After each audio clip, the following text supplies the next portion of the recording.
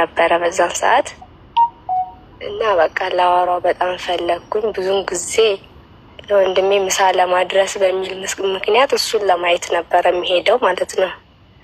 እና እንደዛ እያለ እሱም ተቀጥሮ ከሚሰራበት የራሱን ፈርኒቸር ከፍቶ በራሱ ድርጅት ማቋቋም ቻለና ልጁ በጣም ጎበዝ ነው በስራ ላይ እና የራሱን ድርጅት ከፍቶ መስራቱን ስሰማ እኔ ደግሞ ስራ ነበረኝ። እሱን አቁሜ እሱን ለማግኘት ብዬ እሱ የሚሰራበት አቅራቢያ ቦታ ላይ ገባው ማለት ነው።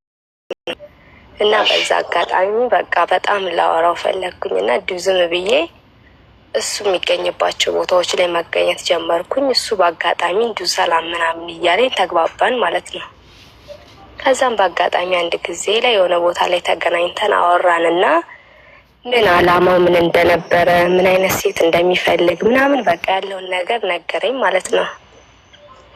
ከዛን እኔም በቃ በሀሳቡ ተስማማውና በጣም የወደፊት እቅዱ በቃ የተሻለ ሰው ሆኖ በሚሰራው ሙያ ወደ ውጭ መሄድ እንደሚፈልግ ምናምን ነገረኝ።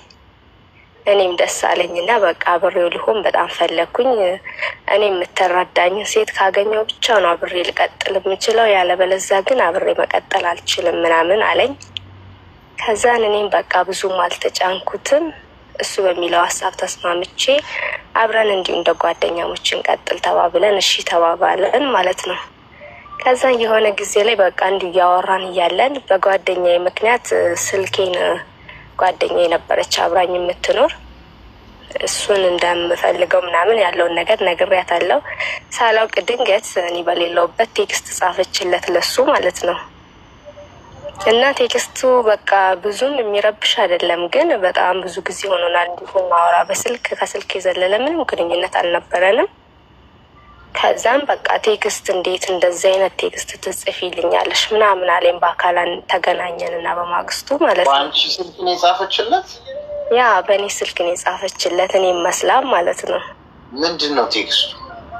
ቴክስቱ መቼ ነው የምንጋባው፣ እንዴት ነው ጓደኝነታችን፣ በምንድን ነው የምንቀጥለው ምናምን ነው የሚለው ማለት ነው። ብዙም የሚያስከፋ አይደለም፣ ግን እሷ እንዴት ይሄን ልትል እንደቻለች ባይዘወይ እኔም አላውቅም። በእሱ ምክንያት ከእሷ ጋርም ተጣልተናል የሆነ ጊዜ ላይ እና ለምን እንደዚህ ብለሽ ጻፍሽ ብሎ በጣም ተናደደ ማለት ነው። አላማዬን ነግሬሻለሁ፣ ያ ያሰብኩበት ቦታ ሳልደርስ እኔ ሴት አጠገብ መድረስ እንደማልችል ነግሬሻለሁ፣ ለምን ይሄን ምናልሽ ብሎ አኮረፈኝ ማለት ነው። ከዛም ብዙም ከሱ ጋር ለመታረቅ ብዙ ለፋው፣ ግን አልሆነም። ከዛ የሆነ ጊዜ ላይ በቃ ይቅርታ ጠየቅኩትና፣ በነገራችን ላይ ለይቅርታ በጣም ቅርብ የሆነ ሰው ነው።